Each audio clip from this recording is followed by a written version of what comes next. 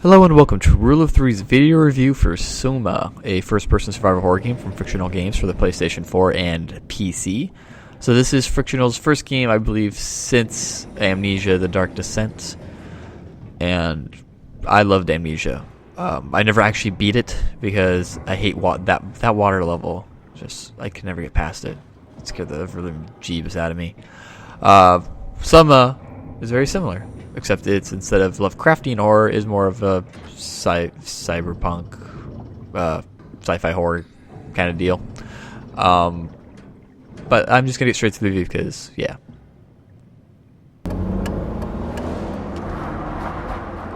Are you okay, Simon? I think you're bleeding. Oh, that's nothing. It's just my brain can't stop bleeding from the accident. So the story of SOMA starts off with Simon Jarrett, who recently got into a car accident which screwed up his brain. He goes to a doctor to get it checked out, and this is all in 2015, and then he wakes up in the future of 21 something. I think it's 2131 or something. But anyway, the point is he wakes up in this facility having no idea how he got there, and you're trying to piece together, first of all, how he did get there, and second of all, what happened, as the station is filled with psychotic robots and monsters and really terrifying stuff. Like I said, that's about as much of the story I'm going to get into because, I mean, I've already kind of spoiled a little bit with the whole time-lapse thing, but that's about all I want to give out in terms of spoilers. On the whole, the story's it's pretty good. It's very philosophical. There's a lot of questions about, what does it mean to be human? What's life? Justify, kind of when it's okay to kill things, technology, how far does it go, and stuff like that. And it works pretty well. The problem I have with the story is the voice acting is kind of meh, and there's a lot of information you have to find in the environment. And if you miss any of that, it kind of you miss kind of key points at some level. I mean, luckily the game does a good enough job of explaining what actually happens. But I think most of the story is actually more in the philosophical questions it asks, and they're pretty deep and thought-provoking, in my opinion, and especially in terms of how someone delivers it and the characters that are in the game, how they kind of make like I said, the biggest theme is what it means to be human, in my opinion. And they go over that question multiple times, and there's a couple of points in the game to where it really, really gets into that.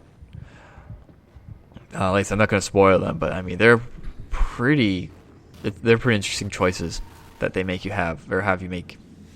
So yeah, with the story, it's good. I enjoyed it, but like I said, I think the delivery of it could have been just slightly better. Right. Watching TV gives me headaches now. Thank you, brain. So yeah, with the story, it's good. I enjoyed it, but like I said, I think the delivery of it could have been just slightly better.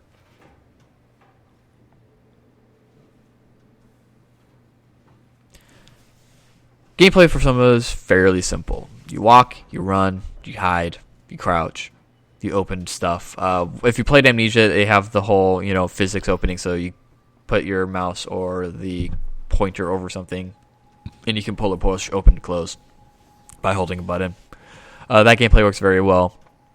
The monsters work very well, in my opinion. And the game does a good job of increasing difficulty as you go along. Like the first couple monsters you encounter, you can deal with pretty easily.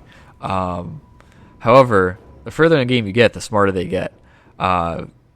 Originally, I was making kind of with sounds in random places to draw monsters there. Eventually, that it still worked, but as soon as I would start moving, they would hear me and start moving in my direction again.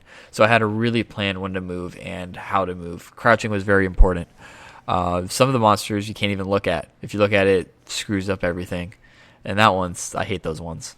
I like dealing with the robots more than I do the weird monsters in this game. But the AI is very smart later on. Like I said, the first part, probably until you get about halfway through the game, you can deal with the enemies pretty easily. But after that, it becomes a lot more strategical and a lot more, stressful and suspenseful.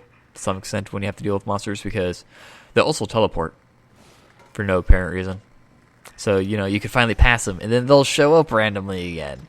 Because there's usually only about one monster per area, if there is any. And they get around quick. So you never know when they're going to show up.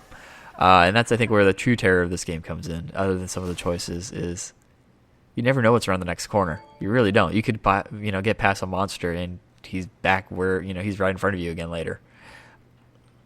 And it's very stressful. And the environment I want to give props to Friction on the environment of this game. The environment is terrifying because it meets two of my requirements of I hate you. One is water. There's freaking water everywhere. I hated the water Amnesia. This one you actually have to go underwater, and it's dark. And it sucks because you never know what's in there. Yeah, I hate water. Stupid Mario 64. But anyway, between that and then the kind of the sci-fi cyberpunk kind of environments that you enter into, like the stations and stuff, are very well done. They're very dark, very creepy, and fit the game's tone overall. So yeah, good job with that. Let's see what other gameplay elements are there. You do get a little I forget what it's called, but you have like this kind of Omni tool that you run around with, and it allows you to open doors, scan things, download stuff, and helps you get around. There's also different things in the environment that you can look at that give you clues as to what happened and why you're there. Other than that, there's not, I think, any other parts of the gameplay I can think of. Other than you do get a couple of health points kind of thing. Monsters can hit you up to 4 times before you die. Every time you get hit, you get slowed, and your screen gets blurrier, and it's harder to do things. But there are areas to where you can recharge your health. And that becomes important, like I said, more later in the game than earlier. Earlier in the game, I think I got hit once because I was just being stupid. After that, it wasn't that big of a deal. When you do get hit, you do black out, and the monster will be usually just in front of you, but won't do anything for a little bit, so you have a chance to kind of run, and you should do that instead of just standing there like I did for a little bit one time, and then got hit again because I was stupid. But yeah, other than that, gameplay is very solid, and I think really the gameplay helps deliver the scares and intensity of this game very well. What are you? Are you blind? It's me, Carl Semkin. Wrangler? Any of this sound familiar to you? No, actually. Well, thanks for being so helpful. It's not like I'm knocked out on the floor or anything. Well, Soma is definitely not as hard as Amnesia. It's definitely pretty much just as scary. I really enjoyed Soma's atmosphere, character designed, gameplay elements, and like I said, the only thing I really kind of had somewhat of beef with was just kind of the story delivery, and mostly through the voice acting was not the greatest. But yeah, on the whole, Soma works very well. Soma is getting a buy rating, and I'm not giving every game a buy rating just because that's just what I'm giving out lately. It's for some reason this round of games, unlike last year, has actually been pretty good. We'll see if that continues, but yeah. So thanks for watching, everybody. Like us at rule3.com, or check us out at rule3.com for all the news postings.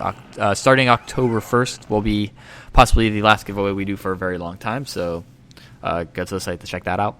I will post more about that on the 30th, and I'll repost it on the 1st. Like us on Facebook and Twitter.